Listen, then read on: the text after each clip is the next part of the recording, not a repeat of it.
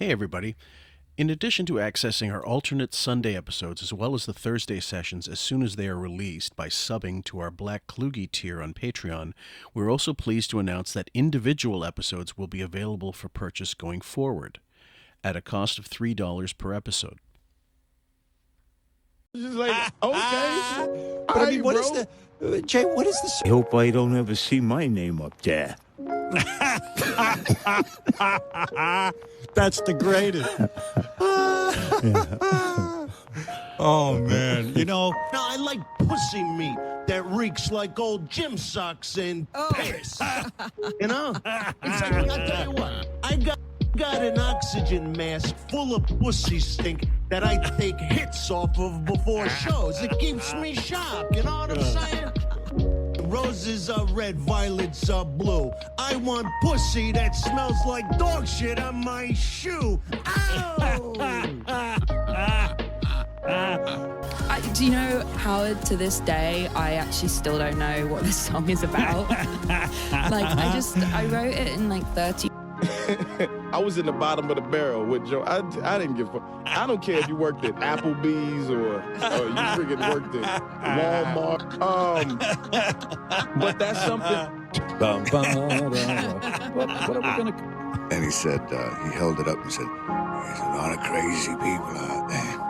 He's right. Here, put these on there. You got a mic. Last time I met you, you were much younger. I know. Do you believe what's happened to me? Fantastic. I do. And there's all these sort of cavemen dancing around this big fire that they've just made, and they're burning wheels. Well, then eventually the guy, I was like, where do you get this weed? And the guy was like, honestly, we just get it at the store also. And I was like, they just get it. I was like, this. And I think a lot of those people probably just got jobs. And I looked at my wife, who knows A1 and A2. And I was like, oh no. I was like, that seems close. That seems very close. Maybe the seating's backwards. The next day, there's all these stories like, Seth Rogen didn't enjoy that award show. Like, why was he in such a bad mood at that award show? And I'm like, I wasn't in a bad mood. I was just hot. These guys get what to do here. Like, literally from the, you're flying through space and the cosmos and, within 30 seconds, I was like, oh, this is the greatest thing I've ever experienced in my life. Less so that morning than on most days. With you, I never know. It's like compared to what they do for a living, you know? Welcome, ladies and gents, back to QF, a podcast about Howard Stern. I'm Phil Moore, as always, your host, a.k.a. Jim Fix. And with me, back in recording detail is, duty, I suppose, is Miss CA Thomson. How are you, my dear? Great to have you back. Well, thank you. I'm doing excellent. The sun is shining here, so I'll take it. Hopefully everyone out there is doing well also. Mm-hmm. We're going to start this new series, and it's based on, and as gruesome as this might be, it's based on death and funerals, and it's something that CA had suggested as a theme in the future, and it's when it touches the Howard Stern show, it seems so, there was a time when you could expect some, especially if it was a celeb that passed away. I mean, they were very, very irreverent back in the day. Like when Lucy passed away, before she was in the hospital, she was on her deathbed, and Billy West was making fun of her as, as if she's on the hospital bed, and he's doing that Lucy impression. And it's just, that was hysterical back then because he was such a talent. But also, I don't think her kids would want to hear it, but there's some aspects of the show where it comes off so weird. And today we're going to cover from July 13th, 1999, Robin talks about going to her dad's funeral. Now, massive conflict here.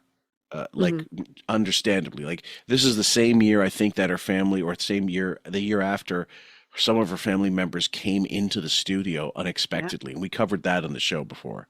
Yeah. I was just going to ask if it was before or after, because that was where people really started to pay attention to, well, what's truth and what isn't truth anymore. Because if a portion of what she says in her book is true, that families should be cut off. Like, any mental health provider would just say, no, you need to step away. And then maybe you can reframe a relationship with some of them. Right. But that you need to set very clear boundaries, and bringing them to your workplace and showing them off like a giddy schoolgirl didn't really fit with the boundaries. Slightly conflicted there. Yeah. I mean, and I will say this. Let's say if someone of a boomer generation would still have connections with their abusive parent, that would be more in line with, look, it's your father. You still owe them that kind of respect, no matter what they've done. But then again, maybe not. I mean, it depends on what kind of mental breakthroughs the victim has gone through, and if they've bothered. But I'd say there's a definite delineation between how they dealt with such things as abuse, like physical abuse, sexual abuse, and later generations for certain. There's got to be some quantitative different take on how they would approach such things. No, absolutely. And there has been over, the decades, changes in how we approach grief and the active state of mourning. And, social media plays a big part in it. And, this is before social media. This is before a lot of changes. The funeral industry was still primarily handling things in a very patriarchal, I would say, sort of way. So that you don't get the same options that you would now. So that could influence how she's reacting. And Yeah, it's I think it'll be a fascinating series for you guys to listen to, because again, some of it we have covered before in terms of regular breakdowns when they did happen. The other one I forgot to mention was Bob Saget, his whole the way he treated his death, which is more recent, and we are going to go through some of that, but in all in due time. So we'll start with this one, guys. So we hope you enjoy it. Okay. Thanks, Mom. It was Mommy's birthday on Sunday. Took him out to dinner. He was 76. Wow, getting up there. We should say that your father died over vacation. Yes, which he was 80. Which was very pleasant. What? Oh, get out of here. No, I'm saying it sarcastically. Oh, really? Maybe, I don't know. Actually, it wasn't. I mean, actually, it was pleasant, right? No, it's not pleasant to have to go to a funeral. Yeah, it ruined your vacation. Really? You weren't upset your father died. You were just... Okay. So, well, I understand why Howard's being flippant. That she wrote, if what she wrote about in the book was true, and again, they all kind of had their own opinions on how true the book was. That's the problem. Yeah. Oh, absolutely. And just listening to him, and just for a little bit of a background, I do research on death and funerary rituals in North America. And I've done it since 2002. So I've got, a decent amount of work kind of behind me on this. And it's even in a situation where someone is on the outs with a family member or has a tense relationship, the way he starts this off by assuming and judging her reaction is not appropriate, even for the Howard Stern show. He should have come into it and said, how was that for you? Are you processing what you went through? Even just basic human decency. And he's not, and he's bringing up past issues. And her reaction is so not interesting. It's actually very common where people who should have one type of reaction, once a death occurs, they have a completely different, because they hadn't processed that relationship up to that point. And now there's a lot of scrambling. Like, how do I re-engage with this? Can I rebuild this person and close it off, or what do I do? So, again, typical Howard. Just yeah. Wouldn't a normal we're already past that point, but wouldn't a normal human being have approached her off the air, which we don't know that they did, but I don't believe they did, because of Howard's insistence on not wanting to meet with people generally. We know about how, people trying to seek him out beforehand. Was he more accessible then? Probably, but not much. And I don't think he'd be thoughtful enough to say, hey, do you want to even address this? Do you want me to? But they've got a history of, well, let's just save it for the air. And then whatever happens, happens. Not thinking for a second that maybe I should ask first. Do we even bother to bring it up?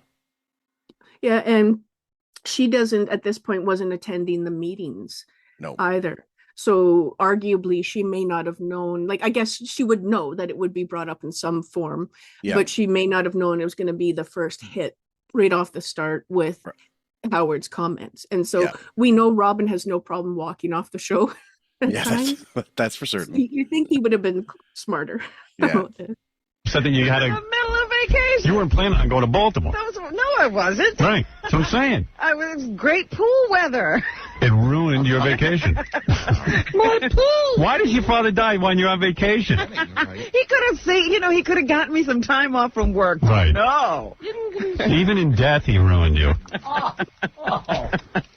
So it was weird because, did you guys know Robin's father died? No. Jackie found out in Europe. It was big news in Europe. I guess so. Here it wasn't that big a story.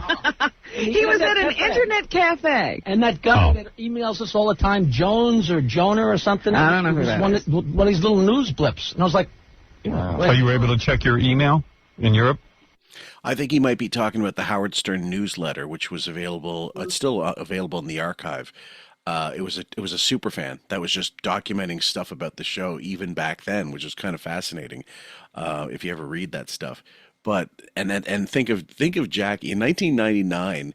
I was in Europe in I was in Greece in 2000, and internet cafes were certainly not common, especially back then.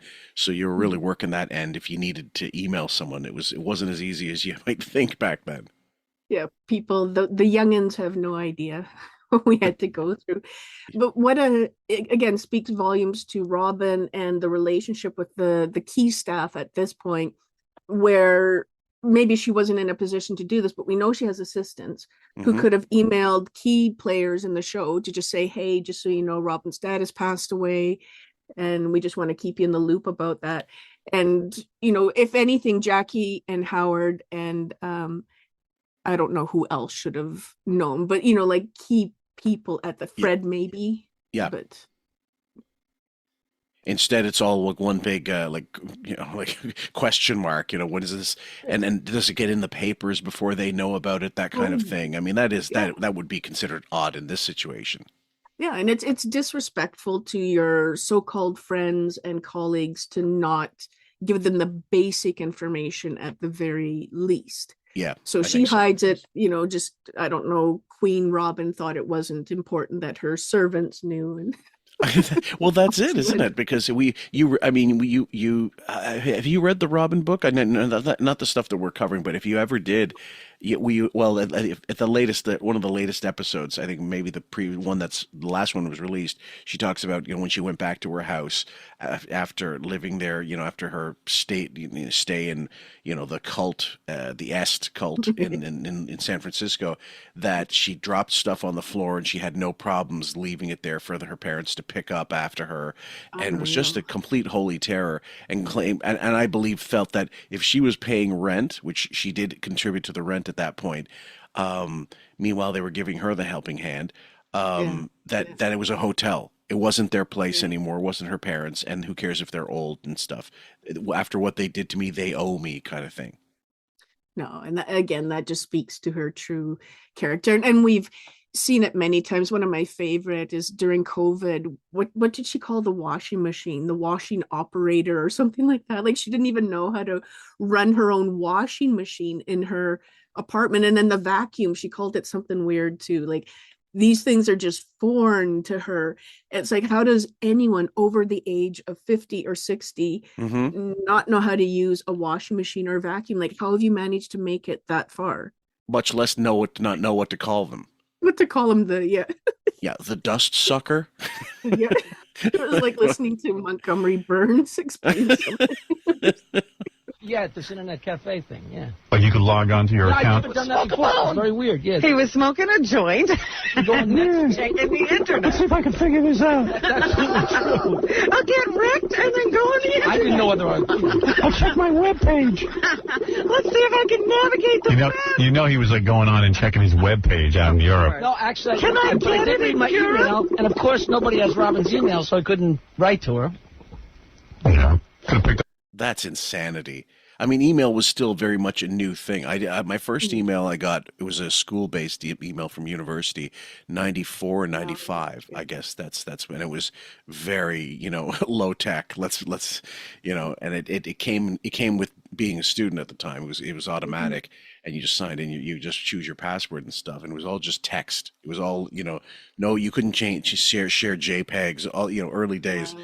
But Jackie was a really a forerunner of all that. He was ahead of all that in the early days because his online thing he was one of the first pioneers of online sales and stuff like that. So if he doesn't know, that's a little odd. Yeah, and it just shows again that disconnect with Robin. And even though I think she's got 3-ish phones, I'm sure multiple emails, and she hasn't given them to anybody there. Howard has mentioned he's emailed her multiple times. She doesn't bother to check him or respond. And that is typical queen narcissist behavior. Yeah. It's and something her. he would be the same too. Like if I don't check, I don't want to check, I don't need to, and lying about not receiving them and all that shit too. I mean, it's the Stuttering John saga when he was on his way out, that whole trying to get a hold of Howard through other people, his intermediaries, through Robin asking her for advice and her telling, look, you tried and he doesn't want to respond. You got to do what you got to do. I believe she did tell Stuttering John this. He might lie about a lot of things, but I don't think he's lying about that. Yeah. No, it made sense in terms of advice at that point. But Nobody has Robin's email. Jackie's in Europe. He doesn't know how to use the phone. A note for me, right? Yes, I did. Thank you very much. You wrote a handwritten note? We couldn't get Western Union over there, so we called and left a message at our office, and our guy did it. Our guy? Yes. JC handled it. I don't know what. Doesn't this show how caring Jackie is? That's a lot of navigating and work to do. Again, with internet cafes, Howard, well, why couldn't you call? Has he ever tried to call international from Europe to the US? Like, yeah, especially at this time, right? To find a phone you can use to get there, the cost of that. And Jackie's going around and around trying to get a note to her at the very least. Yes. Because Jackie's also awesome. he is of their generation. He knows this is what you're supposed to do when that happens. Yeah, absolutely. And the other thing is, it just escaped me now. Now I just had a point that just escaped my head like going through a sieve. Yeah, you're right. At that time, I remember, for example, when I was I had to call Mrs. Fillmore because we were not married at that time, but I was in Dover on my way to Calais, and this was before the tunnel was created, so it was on the ferry, right? At the terminal, they had a payphone, and it was just using pound coins, right? And I had about, I'm going to say, 10 pounds worth of coins, and I thought that should get me some reasonable amount of time with her or whatever. And it was like literally 30 seconds for a pound, which was at that point was like, I don't know, $2.50. So I spent about, I don't know, like the equivalent, right? $30 in change for barely 5 minutes with her on the payphone. And as she's talking, because the way she could, eat up more minutes than I can, I go, I gotta, my time's running out. I can see it like in the LCD running out. I gotta go. I love you. Bye. Oh man, the technology, the fact that Skype might be gone now these days, but they have alternatives for calling. A lot of people use what's it called, WhatsApp, as a phone app, that kind of thing, or Facebook Messenger and Zoom, obviously, and all these things. So it's come a long, long way. That's for certain. Massively, yeah. He's talking about. I never do. I got a message to her saying I was sorry. That's why I know he was in Europe. What are you sorry about? It follows a child molester. It is a tough thing to word. It was. It was really weird because... If you feel bad, we do, but if you don't, I guess I don't. Okay. Yeah, is that what you said? There was a lot of mystery around the death of Robin's father because what happened was someone... I don't even know how I found out, but somebody emailed me and said, do you think Robin's father is dead? And I said, well, that's a question. I don't know, because I knew that before vacation, Robin said he was going to go into a home because he had Alzheimer's and he no longer was capable of being taken care of by your mom. But she didn't say he was very, very sick or anything. Right. So Robin just told me about the funeral and everything else on the phone. It was the funniest goddamn story I've ever heard in my life. Okay, so now, okay, and I know someone out there is going to say, well, they might not. Everybody processes grief differently. And then, in you, and I think it's a truism. I mean, it is absolutely different from individual to individual. But Robin laughing about stuff, and yes, she laughs everything off, nervousness, anger sometimes, and it's fake, and sometimes it's just getting through to the next thing. But uh, can you rationalize any of her sort of? I mean, is it nervous laughter? I don't take it as nervous laughter. I take it as her playing this character of the pick me cool girl. I'm hanging with the boys, and I'm not like those other girls who cry and do this kind of emotional stuff. So she's always overplayed that. Yep. And the laughing can be a stress or trauma response. First responders, anyone who has someone in their family who's a first responder knows that they have arguably some of the most morbid humor because they have to process things in a way where their brain doesn't break or snap. Yes. Robin's not projecting that. It is to me the cool girl, the boys are snapping my bra and making fun of my dead dad. I'm still cool, right, guys? Yeah. That's how it's coming across to me. So she can't afford to show actual emotion in this situation. She's like, no way. They're not going to, you'll never let them see me sweat. Yeah. And she's built her character up in such a way that she can't at all. And we've seen it multiple times. And that's part of why I think that when she snapped with the book signing and walked off set, that was, we were seeing the real her. Like she was too tired to play her role that day.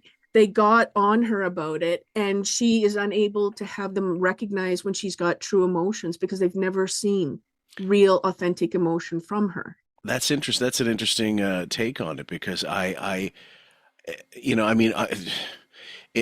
Howard has been, his response to getting called on something is to just be super angry, like that. But that's also a lifetime of jelly beaning, as Raven would like to say, where if he can pot someone down and yell over them, that's the solution. He's not going to walk off necessarily, but he's going to attack as a form of defense.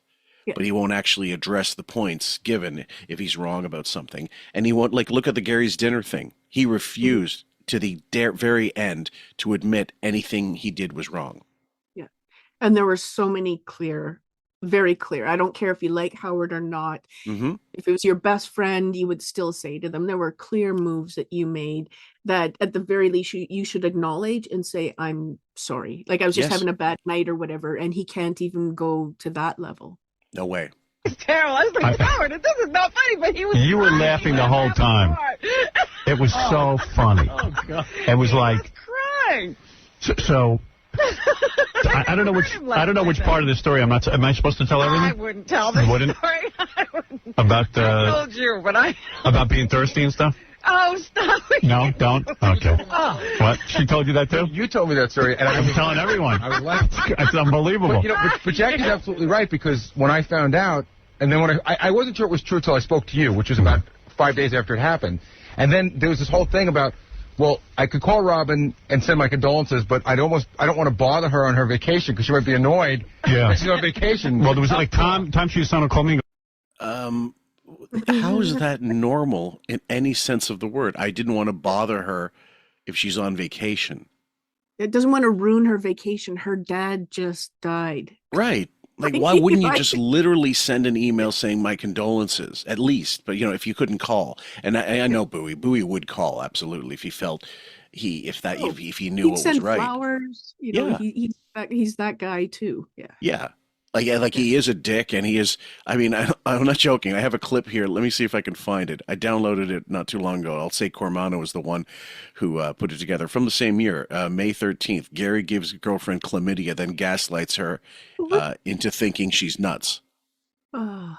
Yeah, that's the kind of guy Bowie is, as well as the thoughtful someone passed away. Rob, everyone's calling me. No one calls Robin, they call me. So I go, look, I'm not sure if Robin's father died. And I said, and with Robin, you're not sure if you should say you're sorry or not. So he goes, I want to say that, but I'm afraid to say that. There's a whole I said, checklist of stuff. Do I this? Do I that? yeah, everyone's in fear, like they're going to say the wrong thing to you. You called, you're not called. So I got this cryptic message from somebody that said, here is an obituary of Charles Quivers. So I go, how many goddamn Charles Quivers are there? Big. In Baltimore. Yeah, but it didn't say, like, loving father of Robin or anything. It just was like a very generic kind of obituary. Yeah. So I said, look, I got to get on the case. So you started Sherlock Holmesing, huh? Sherlock Holmesing, contacting funeral homes and all that kind of stuff. Dear. And then by the time I actually got confirmation, you couldn't even send flowers because I sent flowers, and evidently they made them there. Yeah. But they say that at the church they were not accepting flowers, only at the funeral home. But the body had already been moved from the funeral home to the church. way to be ahead of the 8-ball, asshole. You like just sending stuff and laugh to the fact for the sake of like I don't even know. You'd at the very least send flowers to Robin, at like her house instead. You know what I mean? If you're too slow on the uptake. There's so many things that he could have done. And him saying he was phoning funeral homes. No, he had his assistants. Of course. Running around doing this. And he still couldn't make a decision quick enough to get the flowers where they needed to be.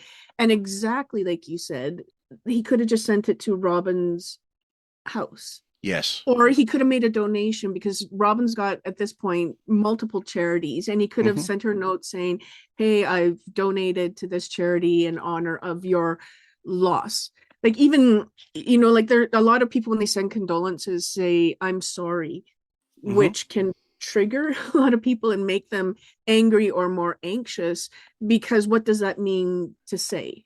I'm sorry. Well, like, are you sorry that my dad passed away? Or are you concerned about how I'm feeling, how I'm doing, how I'm processing things? Right. Which is why I try my darndest never to say I'm sorry for your loss. Yeah. Or like I'm sorry about your loss or something like that, because it doesn't necessarily lend itself to a sympathetic it doesn't sound as sympathetic as it should be. Like my condolences is the safest thing you can do. That's the safest thing you could say. My condolences on the passing of your so-and-so. And I'm sorry about the loss of your dad. What does that mean? You're sorry because it happened, because it's inconvenienced you? What do you mean you're sorry?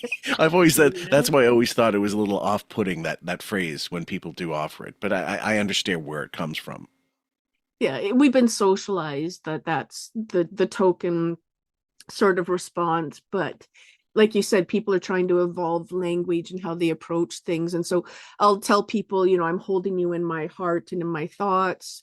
Did this person have a favorite color, favorite food, etc.? Is there a way I could honor them, as well? And so, getting a more engaged conversation instead of the sorries.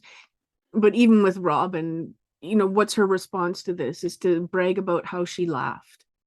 Well, that's why I prefer to say translate the Greek for it, ioni mnimi, which means may their memory be eternal. And I always found that a classier, nicer way to say give condolences. And it's I mean that's just a habit actually that came out of the Greek Orthodox Church. It wasn't I might consider it anything, but as an adult, when I started thinking about it, I thought that's way nicer than I'm sorry your dad couldn't be bothered to die at another time. Sorry your dad ruined your vacation. Exactly, yeah. I'm listening to this, I go, oh, Vay. First of all, I don't even know if she likes the guy. I don't even know if she's there. Is she going? But then I read on the internet that someone saw you on a train going to Baltimore. Right. Yes, apparently the whole trip was documented. Yeah, so then I put two and two together that you had gone to Baltimore because I read it on the internet. And the guy had a picture of you, in fact, on the train. I have a question, Robin. What? Why train? Why not train? I like to go by the train. I hate the airport. Why? I didn't know that. I knew that. I was shocked to read that. I usually don't get bothered. That was the first time. Really? Yeah, because this dude evidently came up to her and started snapping pictures of her and then put them on the internet for me to see. Give me one sec. First of all, that's maybe the creepiest thing ever. Someone could say. I mean, and at that time, taking taking pictures. them, And then putting them on the internet, like, where are you putting them? Mm-hmm. The whole thing is a bit. Yeah, give me one moment. I'll see if I can find that Howard Stern newsletter thing in the archive. Howard Stern newsletter. Maybe there it actually is in part of that. Let's see. Okay, there it is. Okay. All right, 89, 93. No, it only goes up to 95. That's too bad. I thought it might I'm be. just doing a search to see if I can pull up the pictures. Yeah, let's see. Robin Quivers. We talk about it being creepy, and then we immediately Google search them. Yeah, exactly. Charles Quivers obituary. Let's see.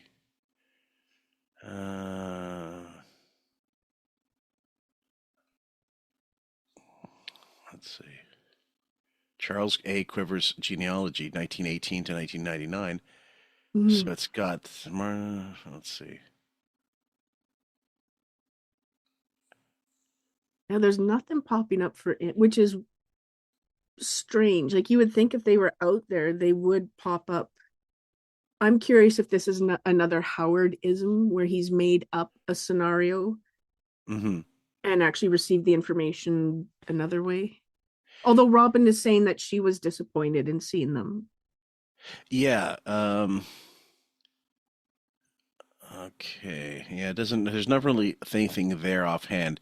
And actually, it's funny. Other than Robin Quivers, his other son, like his other kid, I don't remember. I think he was Charles Jr. actually. It doesn't list his name. It just says private and private and private, and then Robin Quivers is the only public one that's listed in the obituary, the genealogy.com thing. But at any rate, it did say he passed away June 20-something. So this is a couple weeks afterwards, at least. So, and this is when they're back, to work. But do you see anything? Have you found anything? I haven't found anything. Found a really weird picture of Howard kneeling at Robin's crotch. What? Yeah. That should be the last place he'd be. Yeah. Especially she's wearing leather pants. You don't. No kidding. Okay. Well, we'll continue anyway, and just if anything turns up, we'll put it forward. And everyone else. I have to thank him for that. Anyway, I had no idea at the time that she was on the way to her father's funeral. But yeah, you were very sweet. Yeah. What was he hassling you? He was sleeping the entire train trip. An hour before the train gets into the station, he wakes up and he's aware of everything. Right. And the next thing I know, he's in my face saying, "Are you on television?" Well, now he's involved. And he knows who you are. Right, yeah, he's got to draw it out, make it a long conversation. Right. Really stupid, yeah. Robin? Yeah. Can I take your picture? No. Oh, my, just get it over with. Have you ever lied in that situation, Robin? When somebody thinks they recognize you and they go, "Are you on television?" And sometimes I say no, because you don't want to talk to me. I do that now all the time. Everyone goes, you look like Howard Stern. I go, I know. Look, you know what happened to me yesterday? I tried that. So I'm standing there in the line at the grocery store, and this guy says to me, "Are you Robin?" I said, "No." He says, "Boy, you're a dead ringer. You must get that all the time." I said, "Yeah." And I check out. As I'm leaving, he says, yeah, but your voice is no different. You're not compressed. The minute they heard the voice, they would know it was you. So that's a pretty stupid approach. And Howard, who's he fooling? He loves to be fucking noticed. Well, and where is he that he would be noticed? Robin's talking about at a grocery store. Howard would never. I don't think he hasn't been to one in 50 years. Or has he ever set foot in one? I wonder about that. Like you never. I mean, remember when we covered that comedians in cars getting coffee with Seinfeld? That episode. And at the end, sorry, not at the end, but near the end, they go into a supermarket and Howard tries this game show affectation. And now, Jerry, can you tell me how much you think this thing costs or whatever?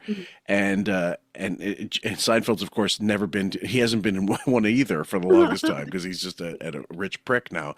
And he goes, "Come on, Howard, don't act like you knew exactly what it was. Exactly. You're just as out of touch as anybody." But Howard would have been the kind of guy to like when there is a funeral, something, he did say he sent flowers. I believe he did, even if it was too late. But when uh, Ronnie's mother died, I think it was, and Ronnie was really upset. Of course, he sent a deli tray, which is quite common, I think, in Jewish funerals, right? And maybe even like Italian as well. I have no idea. But in Greek, when Greek ceremonies, that's one of the things they send. A lot of what's God? No, it's not gonna come to me. Oh, metaxa brandy. Oh, interesting. Yeah. And it was funny because we were looking for it when Dad passed away. We were looking to go to the LCBO and try to get all this metaxa brandy, and it turns out there was a shortage. The guy said, he goes, "Oh no!" Yeah, so we had to really work that angle. And when people started coming to the house for just to pay respect to Mom, and they each brought a bottle. That's why there was a shortage, because everybody had bought them out and brought them. The Greek brought them community to had us. wiped them clean. Absolutely, yeah. See you, Robin. I know. So you got to learn how to talk. You got to learn how to talk like street lingo. You got to be like, "What you talking about? What's up with that? Who you talking to? Take it away from me. I'll whoop your ass." Somebody, I'm not her. I hate her. Really, I know. Sometimes I want to do that, but She a Oreo cookie kissing up to that white fool. that's right. This is what you gotta say. That white fool. She's the devil. She's the devil. But my wife and I ended up having a 10-minute discussion on how to sort of, I guess, I don't know what the word is, recognize, or how to somehow give something to Robin or send something. Will you pick up the phone and... Isn't that funny? A 10-minute discussion. Shouldn't it be a 30-second discussion? With a normal human, but when you're dealing with narcissists, you do like everything you do and everything you think becomes a 10-minute, half an hour long debate, whether it's with someone or internally. How do I handle this? How do I say this? How do I do this? And so it fits perfect with her. Now people are going through stress because well, wouldn't you be conflicted if you found it? Like if I found out, if I knew for a fact, 100%, and I believed it, that my friend's father sexually molested her, like when she was young, and I knew for a fact that first of all, I would know at that point whether or not she was tight with the person or they were excommunicated from the family. And so I wouldn't need to spend 10 minutes or 1 minute or 30 seconds. I'd know to leave it the fuck alone and not offer even condolences because that person is not part of their life anymore. I'd know to leave it because that would still be, regardless of what happened to them, it might still be an emotional time for them. I would rather just let them come to me if they wanted to talk about it. Yeah. Like you could say, I heard that your father had passed away. How are you doing? Yes. You don't have to say, I'm sorry, it's too bad he's gone, safe journey, none of that stuff, because it has nothing to do with him. And most mourning practices have little to do with the person who's passed, more about the living. But that would be one way to handle it. But like you said, that's such a awkward situation. And in my family, there have been a few people who have been deviant jerks. And when they pass, it's reflected in the lack of celebration, the lack of comment, the lack of carry forward with them, because usually you reorganize your relationship with that deceased individual and you carry forward a new form of it. Yeah. And with these individuals, it's like, oh, thank God I don't have to do that. Like I can just, they're done and gone now. Give me 1 sec. I'll see if I can find it because it just reminded me because of again, with Dad's funeral, Mom insisted that we take pictures at the funeral home. And I go, I don't know that I'll ever want to see these again. Down in the South and in a variety of areas in the States, Black, with quotes around it, funerals are often called homegoings.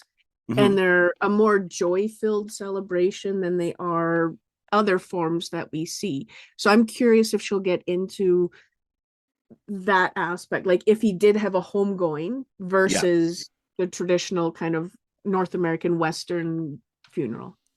Just while we're talking with I could pull up pictures from some funerals that would just make you go, what the hell? So the guy was a boxer, so they've embalmed him and he's standing in a boxing ring. There was one guy who found a Green Lantern outfit. He was just a local guy in the neighborhood, unhoused, but he'd wear the outfit around and he'd do good deeds for people, even though he was unhoused and had nothing. So when he passed, they put him in the Green Lantern outfit again. But a lot of hand holding and interacting with the body in ways that, from that rigid kind of Caucasian, North American perspective, it's like, whoa, dude, you know, don't be breaching the coffin barrier. But so many people take pictures, they just don't talk about it. Yes. Well, it reminded me when I went to Auschwitz and I took pictures of the camp. And then it occurred to me after we left, what am I going to do with these photos? Like, I put them on Facebook, and not like I did selfies or anything, which some people did do, which was really unbelievable. And I think I took pictures to remind me that I was there, obviously, and that what I saw, and maybe to process it later. But I will tell you that when I did not feel, I didn't feel. I maybe was too caught up in being there, but I felt really it hit me when I left, and we were on the train going back to Krakow, and Warsaw, and I saw some disused rail lines parallel to the one we were on, and that got me thinking, oh my God, those could easily have been the ones taking the Jews to the fucking concentration camps, and they just, outdated or whatever, but also don't want that memory of that, because that's what those were constructed for. I'm certain that's what it was. And then it hit me and I got, that was dark. Very, very dark. Yeah. And there's something about, so you taking pictures is also a human reaction. It creates that distance, that barrier. Yes, so it becomes movie time, and when you're able to process it, if you are able to, then Call her. That's what I did. I was going to call her, and then I wanted to, to do something, but I thought flowers didn't really fit the occasion. Plus, I'd already missed that opportunity. Right. So I say you send champagne in this case. They were talking about, well, maybe Robin was, maybe it would be appropriate to make a contribution to Robin's abused children charity. Oh, there you go. A way to go. Come on, Baba Booey. And I asked her if she was into that, which I was going to do that anyway. Right. Even though she said no, but I think she's just being modest. She doesn't care. Modest. I will tell you, there's one story real quick. I wasn't there, but a friend of mine did go to the service. There was an it's of course always open casket in many situations where it's possible. It wasn't a horrible accident or anything, but the person just passed away. But this person physically abused his kids. And they still went through with all the, the bells and whistles at his funeral and open casket. And I wasn't there, like I said, but my friend was there. And when the youngest, the youngest child got up there, and the youngest was in university at this point, she got up there, and rather than do the cross or anything, she spit into the coffin. Yeah. And no one said a word, and she was disgusted, and she was just, and I remember hearing it. I go, that's pretty hardcore. But then I thought, is it harder core than what she had to go through? Because I found out after the fact why that was. Yeah, exactly. And without naming names or anything, there was an occurrence of a young female passed away in a motorcycle accident, and parents were separated but at the funeral together. And when the father went to go close to the casket, the mother grabbed him, pulled him back, started screaming at him, "You can't put your hands on her ever again." And that's when the rest of the family went, oh, because they knew the rumors were true, and that the mom knew, and all, then everything just kind of explodes from there. But imagine reaching that one point where she couldn't do it while the daughter was alive. Yes. But now she's like, enough is enough. And she did it in a way where people paying attention went, oh, 2 + 2 is 4. Oh, wow. Jesus Christ. I don't know. Wow. That's heavy. That's heavy. Oh, man. Gift of the charity, but, Not in honor of her father. Yeah, well, it wouldn't be in honor of. It would be sort of to recognize the whole situation. I don't know. I wouldn't say it would be an honor. Well, he went out the way he came in, unaware. There you go. I'll say that. But you said the priest actually... priest. There was a preacher. The preacher gave a very beautiful eulogy, very emotional. I didn't know who he was talking about. Somebody was talking about. Somebody was wonderful. Right. Wow. They got him in the ground pretty quick. I thought, maybe I walked into the wrong room. No, but it was the same one. And did you look at him one final time? Oh, that's an open coffin, yes. Yeah. So you had to look. He was right there. How many times did you look? First time I get front row seat. Lucky you. Now, Howard, because she's laughing, she's actually egging him on. Like maybe I don't know if she realizes it, but if she treats it like it was a funeral, he wouldn't. I don't think he'd feel brave enough to keep going down this road. And the other problem is, of course, she did release that book. They did know they did read that book, at least that part of it, and they all know they should be like if this was any normal human being. And their father had done this, they wouldn't be mocking it at all. Like Howard is as irreverent and as fucking tone deaf as he always is. I think they'd know that this is a serious thing and and leave it alone. But I think in the end they don't believe her book, and that's why they feel more confidence to do this on the air. No, I absolutely agree, and I think part of her response to this is if she laughs, she knows they're going to continue to joke about it. Mm-hmm. If she treats it as a daughter who lost her father, leaving some of the stuff off the table, but if she actually was feeling grief and mourning him, then that would open up another path for them to go, hey, Robin, weird that you're mourning the guy who you said brutally sexually assaulted you. Yes. Like what you can't have it both ways, like, or you can, right? Because we know life is messy, but she's presented it as one way, and so now she has to keep it going. Mm-hmm. And so you're right. This is the narrative that she has put forward. So she's stuck. Well, she's being hoisted to her own petard in that situation. But I mean, can you recall? You'd be the one to ask too. Do you know anecdotally or in literature where I suppose it would be like a famous comedian who passed away, and if they had all these friends that were fellow comedians doing jokes at the service. I mean, yes, that does exist in history. I mean, when Steve Lubetkin, he was one of the comedians who protested. He killed himself. It was in L.A. when all the stand-up comics went on strike to get paid because Mitzi Shore wasn't paying them. He jumped off the Hyatt House and killed himself. And at his ceremony, he wanted, like he had already put in like a note, please play a taped, a cassette of my last performance at the service, and the people who had gone said he was getting the kind of laughs he should have got, like when by the people that they treated like that was his last stand-up gig.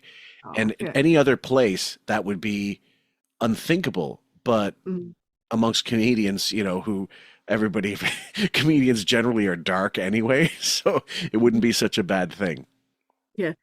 And, again, read the room and fit the person. So when Shane McGowan from the Pogues passed away, his funeral, which maybe that can be the song recommendation, his funeral was a live show in many ways.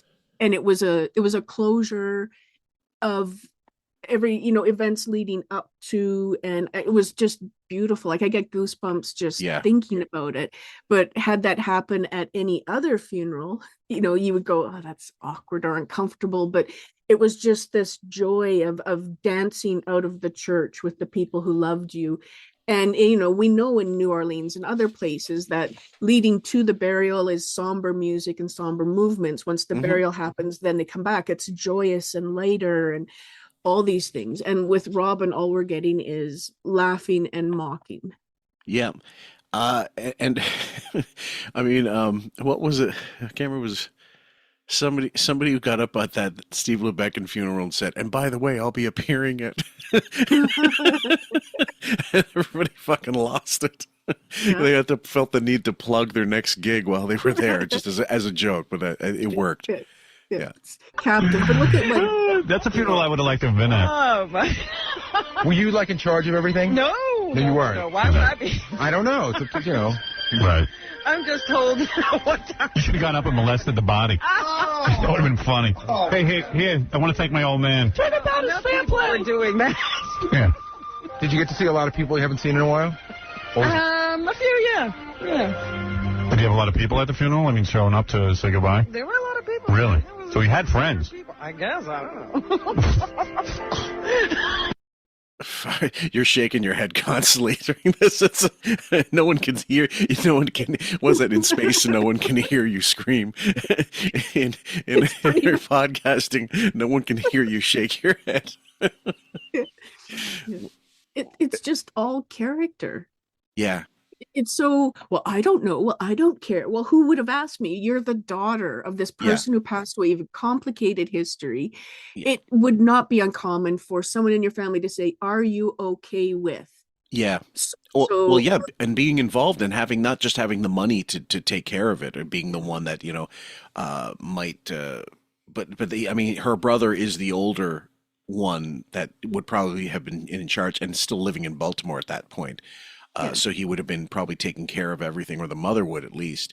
And then you're right. Don't the siblings? Don't the siblings? Don't the children have some part to play in the ceremony and stuff like that? And ask like, how do you feel about this? Which suit should he wear? That kind of thing.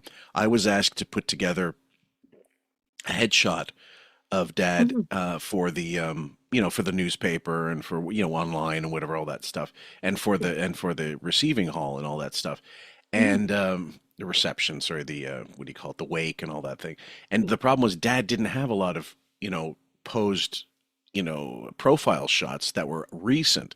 He's always with somebody or arm around. You have to crop someone out. So it was that we really had to work that angle, but it was a picture from like 20, 30 years ago that looked okay, but I had to sort of, change it. And that was rough because I had to Photoshop it onto something and then it hit me what I'm doing it for. And I kind of lost it. But I was trying to keep it together, but at the same time, no, I got to do it. But it didn't, to me, it was just a clerical thing until it hit me. This is for my dad. Yeah. That's what I'm doing. And then I got really upset, and Mom was really she said, I understand, and all that. She was fine. Like she comforted me and stuff. But, like this jocular thing about a guy that had not just died, but had Alzheimer's and being so flippant about it. Yeah. I'm sure they're taking their lead from her, and that's all it is to it. Oh yeah. She's playing up her character. They're running with it. And, she could have shut this down pretty easily, I would say. And just based off of what you just said too, she could have said, listen, he had Alzheimer's. He'd experienced a social death already. He wasn't remembering the family or anything like that. So in many ways, we already mourned him. This was just attending to the physical loss of him. We already lost him, and we've lost who he was as a person. So now it's just dealing with the body. Yep, absolutely. Who knew who anyone was? Imagine while you were viewing the casket, somebody got up behind you and started goosing you, like trying to molest you. What, do you think it was a convention? He didn't belong to a club. That was in his will. Somebody has to take over. Did he have a will? I don't know. We don't know. He didn't know either. That's true. How would she not know? How could she not know that? This is bullshit bluster. Yeah, this is all a big act. Performative for the sake of I'm Queen Robin. I never let them see you cry. That's not going to happen. I'm so cool. Look at me. Fuck him. Yeah. You should have taken his picture and put it on the internet. Say, if you see this guy. You know what? See, because the guy who took my picture on the train, he tried to get into the picture with me. Right. I should have done that with the body. You should have put a Santa hat on him and dressed him up. May I ask a personal question? Did Mr. X accompany you on this trip? No. Just trying to gauge the level of the relationship. That's a good question, and it's more telling that he didn't show up. Yeah, and then the way she snarkily said no, like why would he? Yeah, is ignorant as well. But I guarantee Mr. X, his name was Tony. I don't remember his full name, but it's out there now. Would have been one person to ask, "Do you want me to come with you?" Like I would normally know I must go with you, but Robin's nuts and she's insane. And this is a good question. How many people do you think, other than her immediate family, if the book is bullshit, where the molestation stuff is bullshit, how many people do you think actually know that, that it was Robin manufactured? I'd say the editor, like Judith Regan, knew that it was bullshit. Because Robin said straight up, like, well, she probably was digging, well, what do you have in your life that's salacious that we can sell? Yeah. And I think at one point, didn't Robin talk about, or maybe she did, how they had to make stuff up, like craft things because they needed more interesting kind of bites in the book itself. Yes. And so we know, like, people who read biographies are thinking that they're going to be real, or autobiographies, need to have their heads checked, because I would say 10% or 20% probably is. Memory's horrible anyways. And then, they need to have that hook to sell the book, because most people's lives are reasonably interesting, but not read a whole book interesting. Right. So I would say most people around her, and I'm curious if she excluded Mr. X from this because he's only known the character Robin in the relationship versus Robin as she is with her family. Interesting. And I know that there are people who notice striking differences when they go with someone they're dating and meet the family. You're like, who the heck is this person? I've never met you before. Certainly, yeah, it's a good point you bring up, and also she would want to have a certain, what's the level, not a disconnect, but a level of dissonance between the relationship she has with so and so, let's say Mr. X, and the relationship she has with her family. Never the twain shall meet, that kind of thing. Yeah. Well, exactly. That distance makes her safe. She can't have her worlds collide, as George would say on Seinfeld. Great reference. I don't know that says anything. It means it's more if he went. No, Robin don't want him introduced to our family. He might head for the hills. I've seen enough of that. Yeah, maybe that would be a good thing for the relationship. I've landed him. I don't need him to get away. You should have put a cigarette in his mouth. Like have him smoking in the casket. Like Weekend at Bernie's. Oh, Take one. Yeah. So I didn't know if you were going to be upset or you were going to be happy. And I think you were happy. Well, we had a very fun conversation. Yes, we did. I would love to tell people that conversation. It was great. I mean, the description of the funeral and everything that Robin goes into is really the best story she's ever told. You can't do it. If it was one of us, Robin, you'd be begging us to tell. I didn't hear about your father's. So you never hear about Jackie's father's funeral. We didn't dance at that. Well, I still didn't hear about it, so I don't want. So they're being coy about this supposed conversation that happened between Howard and Robin. But what could it have entailed that they can't talk about? I mean, what, the names? We don't. You don't need to say names. Like what could it possibly? What's the? Can you theorize? And she's the one that's really resisting it. So I think she knows it makes her look horrible. But because, again, she's playing up her character to Howard, she thought she looked pretty cool in that moment. It's kind of like, when you're with people and you say something that seems funny until the context changes and someone else walks into the room or whatever, and you're like, oh, let's not repeat that. We don't want anyone hearing this. Well, we're almost at the point in the Robin book, Kayla and I, where that she mentions encountering a drunk, clearly ossified Tom Hanks in an elevator at WNBC. But then when she does the audiobook, there's no mention of it at all. Why wouldn't you include that part in your book? That's a selling point. Yeah. And I mean, it's a selling point in the fact that all it was a minimal interaction, but it's like an A-list or was an A-list star. And, when Bosom Buddies was still on the air, that kind of thing. Or when he was on Family Ties playing that alcoholic uncle that hits Alex and stuff. But why wouldn't you include that? And the reason, of course, is litigation, I'm certain. 100%. Between the print and the audio, they often do the cleanup of those things that might get overlooked in a book, but in an audio book, it gets to a wider audience in a way. It's more accessible. Yeah. Yeah. Totally. Some things are private. It's not, Just other people are involved. Right. Oh. Is it weird seeing your dad laying there in a box? Doesn't even look like anybody I know. Really? No, they never make you look like you did. Yeah, those people. The only body I've ever seen of someone close to me was my Uncle Bob. They for some reason opened up the casket in the back room so you could look at him. So I figured I'm going to go look at him. I dug the guy. He was always nice to me. He was a cop. I went back, I looked. I mean, he looked good. I mean, he looked happy. Funniest conversation to have around the call. Howard, I was like, hey, he looks good. And he looks good. He's dead. It is actually miraculous what they can do to the deceased. Yeah. Yeah. Because Dad actually did look good in the coffin. He wore this. We all kind of agreed on the suit that he should wear, which should have been, he'd held on to suits for so long. He held them long enough for them to go in and out of fashion a couple times. That's awesome. Yeah.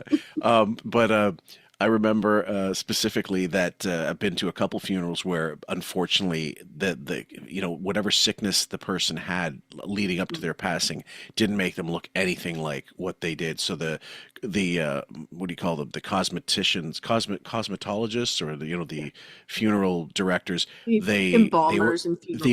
They went on older pictures and they added so much stuff, I suppose, that it didn't look. Something was odd about it. It just didn't look right. Yeah, and at when Howard's talking about this and Robin is, the funeral industry has changed a little bit in good funeral homes where they'll have those conversations with you. Yes. And say, listen, we can make this person look 20 and healthy. Yes. If you want. If you want. Or we can take the way they looked when they passed and just plump them, like make them look a little bit less gray and sunken and make it more pleasurable, but so that there isn't that disconnect between the person you knew in the last years of their life and then the person you're facing. Yeah. People are always evaluating your goddamn looks. That's why I go crazy the way I look. Well, have you been to a funeral of somebody who died in an accident? I've been to a couple of those. And, those guys, those morticians, they can do a pretty good job. They fix you up, yeah. And you go, wow, he looks good considering what he's been through. Yeah, right. He's been through a lot. Yeah. Do me a favor, close my coffin. In some situations, I thought to myself, what did they use, Play-Doh? I mean, it is horrible, but and I've known I've known of a few accidents, where there was facial disfiguration, and it was not shown to us, obviously, but from what we heard, it was pretty awful, like two head-on collisions and stuff like this. And whatever the fuck they did, man, it was just like magic. It really was. It is now. It is literally magic, and you have to figure too, going forward with 3D printing and all the stuff they can do, it's only going to get way better. There's a funeral director. There's a funeral joke that did make me laugh. I can't remember where I heard it recently, but it's one of the best kind of. A lady comes up to the funeral director and said, "I'm sure there's been a mistake, but you don't have my husband is not wearing the right suit. Is there anything we can do about this?" She said, "No problem, ma'am. Charlie, come on over here. Okay. I want you to take the head of this one and put it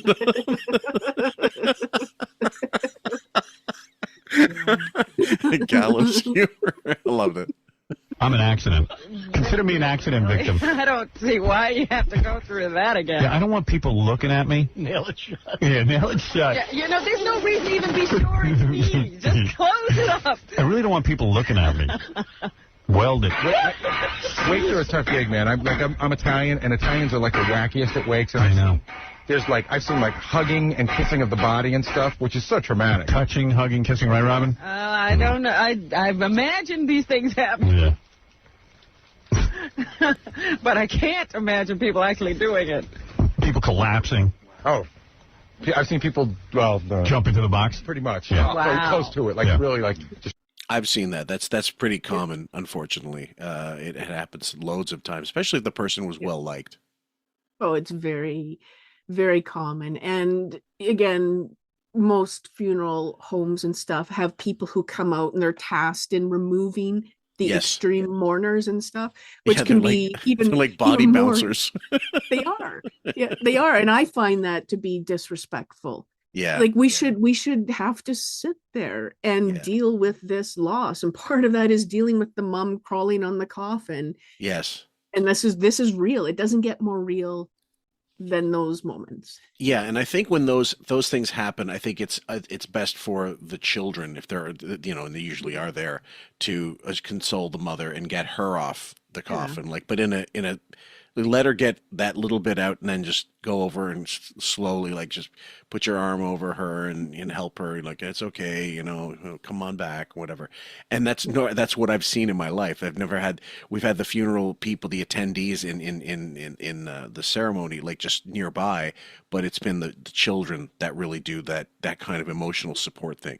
Because otherwise it just looks like move away from the king. don't get anywhere near here. Yeah, let me check your wristband. No, you're not supposed to. You're not getting through.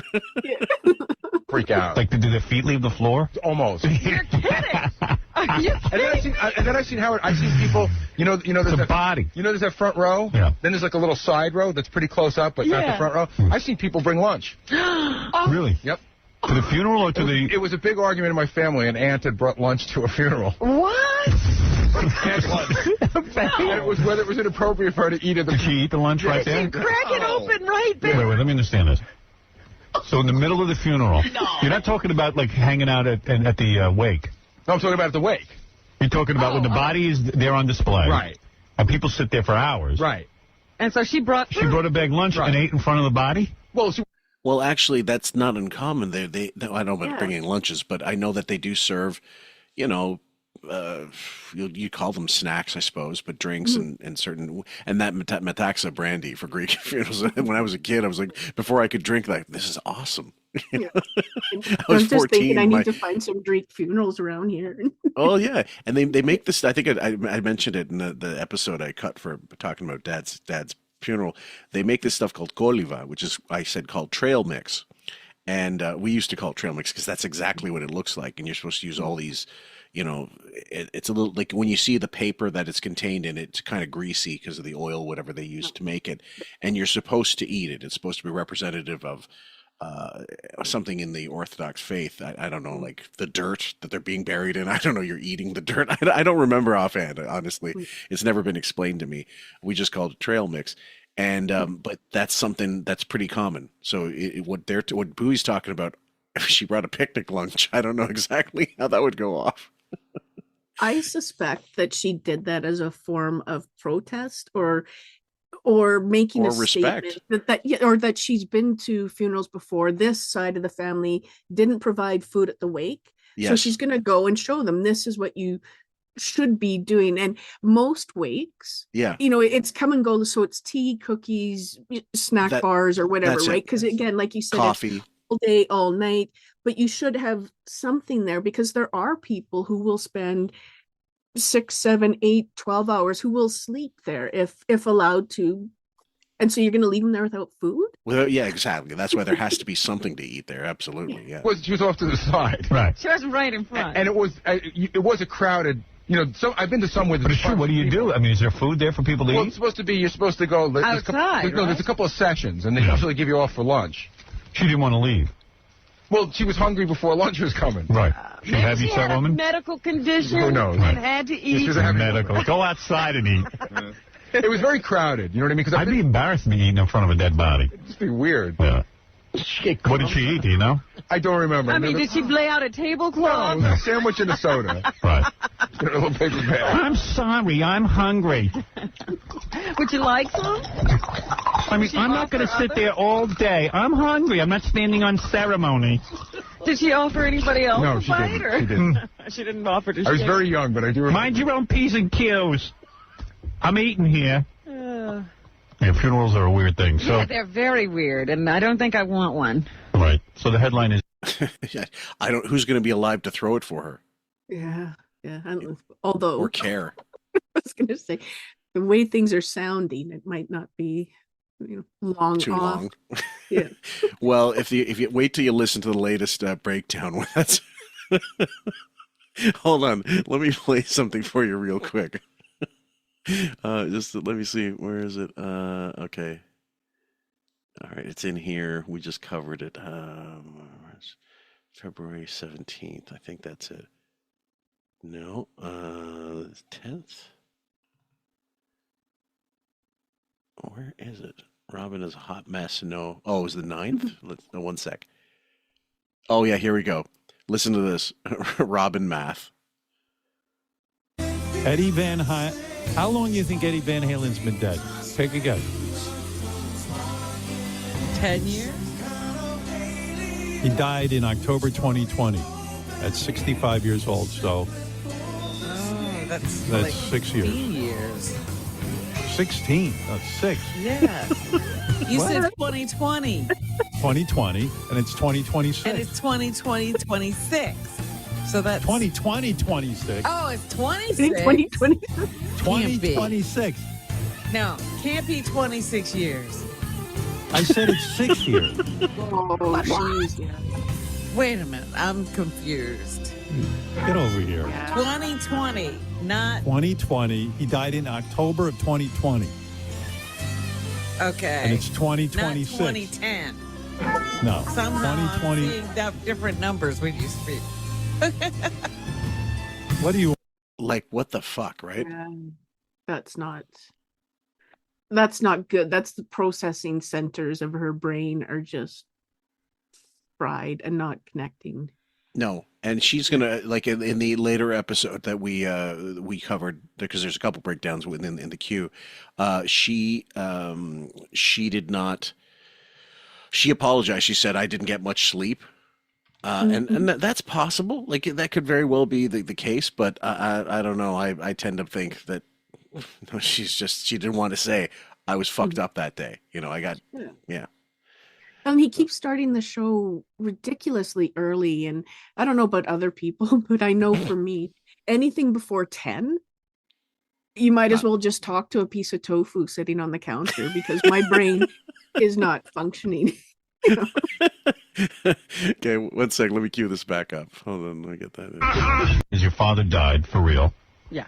And we didn't know for a while, but finally the mystery is I over. didn't figure there was any reason to call anybody. Yeah, what is customary? Because everyone was saying, everyone was bad mouthing, going in typical Robin fashion. She didn't call anyone, and I go, what was I supposed to do? if my dad died, I wouldn't call anyone. You call Robin and let her know.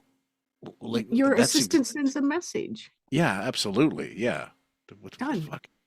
I mean, when my dad passed away, I'm trying to think. Who got in touch with anyway? In terms of people in Greece, I was in charge of I was given 7 cousins to message. We all doled out this many people that we're in touch with, and of course the message gets sent pretty quickly when you tell the siblings, and they'll tell their kids. Like my dad only had 4 brothers and sisters, but 3 that were still alive, 2 that were still alive actually, but and then they disseminate the information little by little, right? But with Facebook and all that stuff, how do you go about doing that? So it's much easier these days. You can spread the word real quick, real fast. Real quick. But again, Robin has, I don't know if what's his name? Captain. Oh, Captain Dennis. Captain Dennis. Thank you. I got Captain Jenks stuck in my head. I'm like, Why not? wasn't him. That would have been a Good different reference. message. Yeah. But she has him for sure. And then she had multiple assistants because, again, she had multiple phones that were connected to all these different people. Mm-hmm. So why one of them didn't say, listen, don't worry about it. We'll send out a message. And you do that so that there's not awkward communications later where they're like, oh, so how's your dad doing? We heard that he went into a home. And you have to then say, he's dead. Right. That's how he's doing. Yeah. Yeah. Wouldn't you? No. Sure you would. Well, am I going to call and say, hey, guess what? My dad's dead. Well, yeah, just so But I knew your dad. Well, that's true. All right, maybe I'll call you. What am I supposed to announce to people that my father died? What am I going to do? Do this big announcement? That would have been. I thought that was stupid. Yeah. It's like a bar mitzvah. Howard has made his parents such a part of the show he would have no recourse but to at least give him that respect and announce it to people that he had passed away. Now, some people are, of course, very private. They don't want this stuff to touch. This doesn't mingle with this. Mhm. But he made such money off his father, imitating him, having him in studio, having him on the phone, for fuck's sake, that he is essentially another whack packer, or at least another contributor, like a co-host occasionally. Yeah. And Robin's dad was too, not by his own choice, Right. but because of what she wrote in the book and the times they talked about it on air. And one of the easiest ways to not have it blow up and be a bigger story is just to nip it right away. Yeah. And just say, hey, my dad died. I don't want to talk about it. It's done. Let's move on to other things. Yeah. And that would be you're right. That would be you get a hold of Gary, and Gary will tell Howard, of course, if he can get a hold, if he actually picks up the phone, and say, listen, this is how Robin feels about it. You can, you can message her if you want or call her, but don't bring this up on the air, that kind of thing. Yeah, absolutely. And instead, she again is playing it off like the cool, I'm so cool that death doesn't even impact me. And, I didn't see the reason why it needs to be a big deal. Yep. We know again with narcissists, because it has nothing to do with them necessarily. Yeah. That, well, why would anyone care? It wasn't me who died. In case your wife would call, I'm sure, Howard. Really? Yeah. Oh, I don't think so. Why? She wouldn't be broken up. Yeah, no, but I don't know. If something happened to your dad, what would happen? Like, what would be the chain of events? It'd be some sort of a Shiva visit, or they bury you right in the. But there's got to be some sort of a gathering, right? Yeah. That close friends are right. You go to the house and you sit there and stare at people who just lost someone, and with things covering the mirror and that sort of thing. Nobody knows what to say. Sitting on little short boxes. That's what Jews do. Sitting on little short boxes. Jews sit Shiva and they sit on a box Yeah, to they gotta suffer. be uncomfortable, right? And if you read through history, Jews have been suffering, so it's like, why suffer more? Yeah. They now despise their own suffering. Why do you just hit yourself over the head with a hammer and be done with it? Now I'm going to get a stump. So I'm curious, and I'm not an expert on all cultural forms of rituals in terms of funerals and stuff, but the Shiva usually is after burial. But Howard said that he went and stared at his uncle's corpse in a back room, which wouldn't make sense. That should have been before. And usually it's a quick burial as well, often within 24 to 48 hours, traditionally. And that's why, and without embalming, which is why it has to happen a lot quicker. Oh, so something's not adding up in Howard's story, or he's just not telling it well. I think he's not telling it well, and it wasn't a back room. It was but it's also very possible that his uncle, while being a blood uncle, may not have practiced Judaism, and Fair so enough, yeah. and that if he was just given a wake, like a whatever, maybe he was non-religious, maybe he was raised Jewish, but died nothing. Yeah. Yep. Yeah. And that's fair. But then he brings it in that this is more Jewish suffering. That's maybe he's conflating a couple funerals. Who knows? Yeah. But I think I mentioned it on the show. There was a guy that passed away in our village that died of lung cancer, right, from smoking, and his like the. It wasn't a mausoleum. It was just, it's not, okay, so there's the headstone, which had a picture of him smoking, of course. But the outcropping, which would have been like, it's almost like, when they have it ready for burial and the coffin's outside, but it was a concrete structure, almost like a bed. Or a table or something that was right above where the body was, and it was in the shape of a Marlboro packet. They had carved like a cigarette brand into the thing. It was a Greek brand, whatever, because that's what he loved to smoke. Yeah. And then he had on top of the headstone, he had an ashtray, and there were several lit cigarettes in there. Oh, that's awesome. So when his friends come, they can still stand and visit and have a smoke with them. And there's a pack of cigarettes there under like a little awning. So if anybody wanted it there, and a lighter, and also a bit of Greek whiskey in case they wanted to drink. That's wonderful. See, that to me is a touching, and it shows that person was loved and cared about, and people knew the real person. That's right. Absolutely. I loved it. I thought it was great. I'm a Jew. I'm gonna kill myself. I feel bad. How can I make it worse? Yeah, what the Let me rub Jews... salt in my own wound. Jews get the body in the ground, I think, while it's still breathing. Right. That last breath is taken after the dirt is through. Yeah, they take care of business right away. There's no sitting and looking at the body. And then you go to a house and you sit, and some people are real religious, cover up the mirrors. Right. You're not supposed to look at the mirror. I don't know why. I do. Why? Because I saw it in a movie. There's no vanity when somebody dies. Oh. All these rules. I saw that in the movie where Melanie Griffith infiltrates the Hasidic community. Oh, that's right. Where she's a cop who becomes a she's like one of the hottest cops on the planet, and she falls in love with one of those Hasidim guys. Maybe Patenkin. Yeah. That's right. Yeah, that was believable. Big payas. She's hot for a guy with payas. Yeah. No chick is hot for a guy with payas unless she's like a Hasidic chick. She's been really, what it was this woman has been through the mill. Every guy has mistreated her. Except for Jews. She's hot for a guy with payas. Star Wars is more real. Yeah, funerals are funny.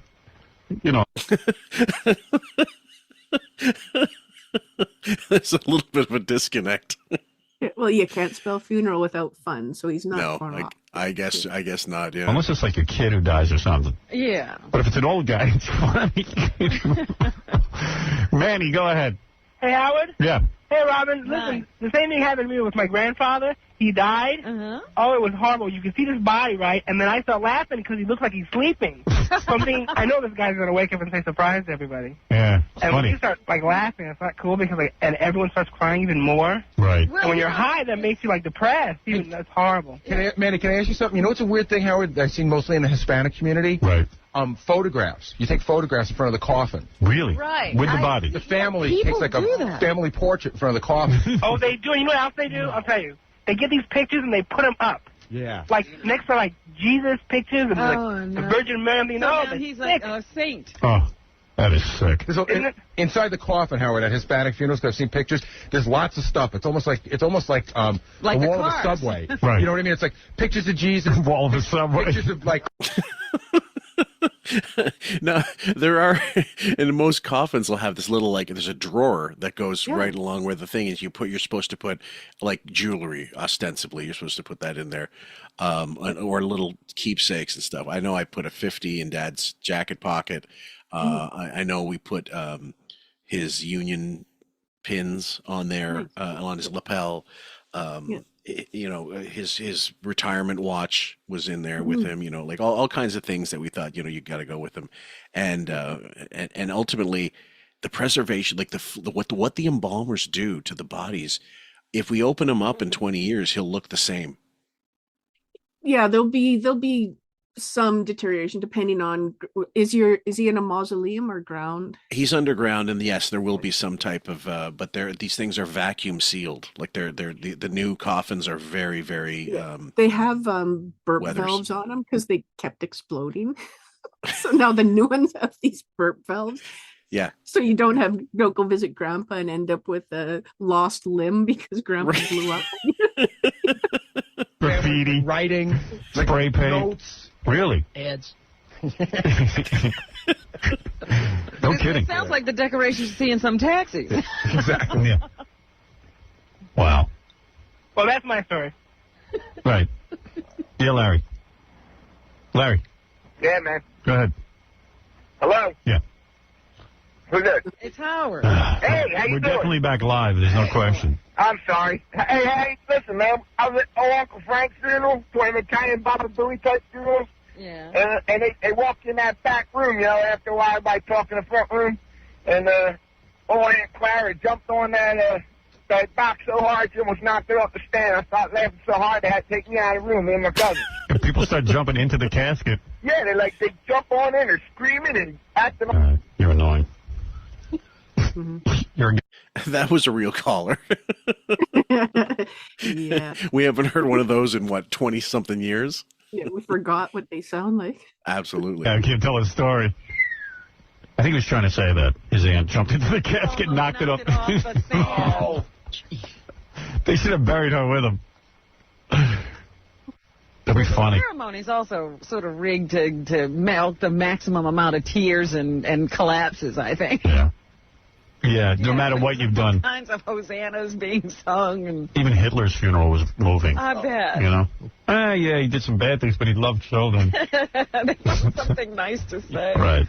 And somebody sang a sad song. Well, anyway, so I'm sorry to hear your father died. Well, thank you Which very is what much. you're supposed to say. I guess. I don't know. I said I now know. There is nothing to say. I left a message on Robin's machine. I was like, well, I just hope you're okay. And I was just thinking, God, what a bummer. Our whole vacation's going to be, the first week of our vacation going to be tied up and going to Baltimore for...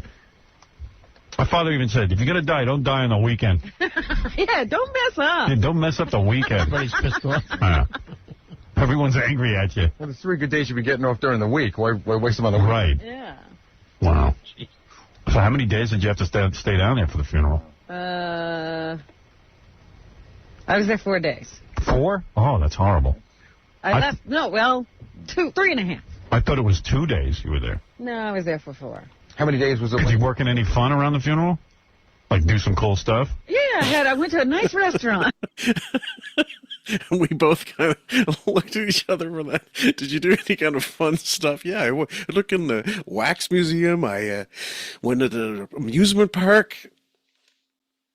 Yeah, we had a death tour. It was great. Oh my God! I mean, and like the worst things about when someone passes, like like so many things go through your mind. I mean, and when I've been to accident-based funerals, like a kid that had been shot by his uncle by accident when the uncle took the kid hunting. The kid was 13 when he passed. I was 14 or 15, and I knew him like pretty well. The kid had previously been shot in the finger by the grandfather because the grandfather was just a fucking demented mess. Like the kid didn't like hunting, but the grandfather insisted on taking him out in the woods. And, the kid wouldn't have a gun. The grandfather did. And they were hunting like squirrels or something. The squirrel was there. He took aim and the kid jumped in front of the thing. Said, "No, grandfather, don't do it. Don't whatever." And he shot, like as he was shooting, shot the kid. And the look on the parents, I'll never, ever, ever forget. The look, like they would just look like, at the funeral, they looked like they were out of body themselves, not there. And I mean, how in that situation, it was such a tragedy because they knew that they kind of responsible for leaving him in the care of someone in their family who had already done something horrible. So, but they happened twice. Like they went twice to the well, and this is the price they paid. Yeah, and they're basically empty vessels. Yep. Walking around that just keeps filling up with more grief and regret, probably every day. Yeah, horrible. That's sad.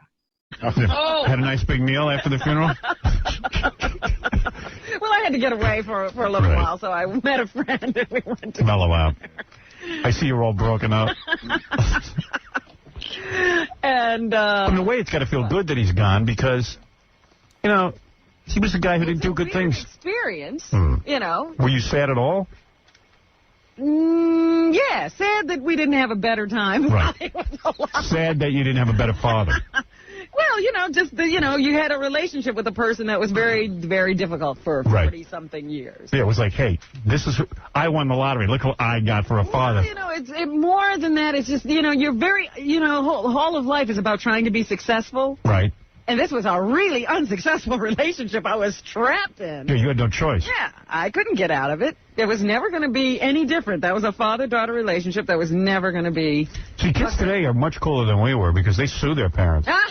You know what I mean? Like, I had every right to sue mine. Yeah, but the thing is, you'll still be stuck with an unsuccessful relationship. Right.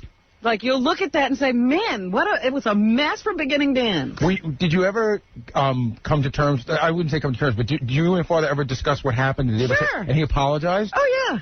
He did. It still doesn't make it any right. Yeah, but the apology doesn't count when he doesn't know it. Now that's in direct contrast to the actual book. So if mind you, he had years after the book where he was still alive. It's possible, but if he had dementia at the time of the book's release, it's not good. Like it improved.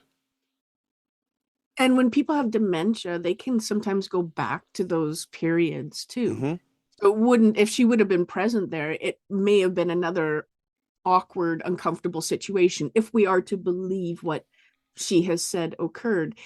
But also, like, if he apologized and it sounds like they had a conversation, she seemingly accepted it, then what you do is you rebuild or restart a relationship where maybe you don't see him as a father figure. Right. You know, you put that distance there, but you treat him as an adult who you hold as a friend or an acquaintance or something like that. So then you would mourn the loss of that rebuilt relationship that you had. Yes, absolutely. And in fact, it's so like, I hate to pre-release it's like I'm going to give a spoiler to Citizen Kane, guys. Her book in the book, it reads very much like at the end she went to see him and she made dinner for him and she set up his dinner tray and stuff like that. But then she had taken off her jewelry in order to cook. God only knows what the fuck. Already it sounds like science fiction. Robin cook something. Come on. And she couldn't find a ring, and then she blamed it on him, and she started yelling at him and screaming at him. And she had brought a video to record their interaction. And Benjamin's theory was that the book company wanted it on tape if she could get him talking about to apologize for his thing so that they could not get sued litigiously, like what in terms of hearsay or like lying, like for libel, basically. And what it was in the end, he really apologized. Like the whole point was to get him on film to apologize for what he'd done so that when the book gets released, they're covered. But it never happens. And all that happens is she turns into a fucking lunatic, and then she finds her ring later. So nothing was lost, nothing was, whatever, but she ended up blaming a guy who had Alzheimer's for taking her jewels. Wow. And that's, again, I hate to keep saying narcissist, but that's such a narcissist move again. You lose something, but it's everyone else's fault, and you took it. I would never lose it. I always put it in that same spot, and then you find out, no, they put it over there. Right, exactly. It's Robin he's talking to. No. He knew who I was at that He was in time. and out of I reality. didn't wait till he was goofy. Oh, really? Gosh, what's wrong with you? But he fessed up to it, right? He didn't try to. Oh, he did? No, he never tried to wiggle out of it or anything. No. Well, now that the old man's dead, why don't you just tell people your father was Jackie Robinson? Or somebody like that. Somebody you can be proud of. How did I get the name Quivers? Well, that's because you were an illegitimate child. Oh, I'm like the... Okay, so that's the end of that one, guys. Again, I don't buy for a minute that he apologized for any of that shit, and she's on the air and she could say whatever she wants.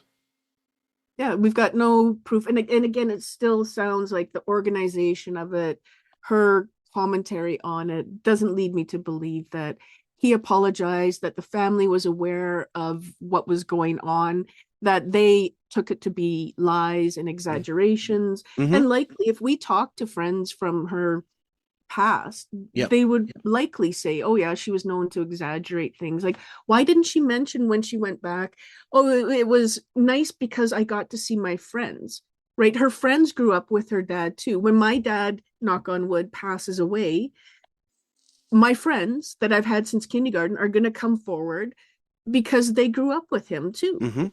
They have stories. Yeah. Well, that was the most obvious point of the book, that even so far as we go, she doesn't talk about childhood friends, which makes you think she didn't have childhood friends. She was an absolute, like you don't, like, not to say that you always keep in touch, like pre-Facebook, that was even harder, but you don't keep in touch with your children that you grew up with, but almost everybody has people that they grew up with that they still are in contact with. And yet it was almost like she was born in a vacuum and she existed outside of the temporal reality because there's no corroborative stuff. There's no, I went back to see my friend so-and-so, whatever. It's almost like she lives life like Dorothy, meeting people on the yellow brick road, but she's not fully formed with people already with her. You know what I mean? Which is just, again, so strange. And I don't know if her family, if Baltimore was her home base, meaning her parents stayed there or not. But if the parents stay in a region or in an area, then of course your childhood friends are always going to ask, oh, do your parents still live in that house? Oh, I haven't seen them, or I saw them at the grocery store the other day, or there's always these little stories. But again, like you said, she's just on her own. She's in her own universe. And the sun rotates around her, and that's all we know. Yeah. Absolutely, and so we mentioned the Shane McGowan funeral, and Nick Cave played "Rainy Night in Soho" there, which was a gorgeous rendition. It's a beautiful song, anyway, and I was glad the way he did it. The original version, I believe, doesn't have a French horn. There's a couple versions of the Pogues, "Rainy Night in Soho." The Poetry in Motion EP, and then they have a later one that has a French horn that, to me, it's horrible. Like, it doesn't belong in the song. But his rendition was closer to the original edit of the song. Do you have an idea for a dedication that you want? Well, I was going to suggest the Pogues at the funeral doing the Fairy Tale of New York, but actually, if this is going to be, part of a series, Nick Cave will get brought up again at some point, just because of the way that he's been very public about the grief that he has experienced, the loss he's experienced. So I think Rainy Night in Soho from the funeral would be the perfect dedication. It shows how music can be part of a funeral. You can see the pain, but he's still holding it together. And it's, again, goosebumps. Absolutely beautiful. It is. And Kayla, you can definitely get the studio version. I'll direct you to it, which are the one specifically. You'll find it on Spotify, I'm certain. But and I think for my dedication, I'll go with Motorhead, because they're not on the playlist. Motorhead, Killed by Death. Are you going to do the church bell? Yeah. Yeah, exactly. Anyway, thank you so much, my dear, and it's always great having you on. And we'll tackle another funereal type of episode in the future as well. And hope you guys appreciate it. And for those of you wanting more Riley, Carrie and I are going to record another episode this week, and it's gonna be a banger. I promise. So get your piss jugs ready. Yeah. Absolutely. Take care. See you guys. Take care. Oh, just real quick, I was also calling because I just wanted to say my tour starts on the 17th of June. Thanks, Eric. All right, buddy. Eric, what? I couldn't hear you. What did you say? I said the tour that I'm Take care, man. Don't ever call back.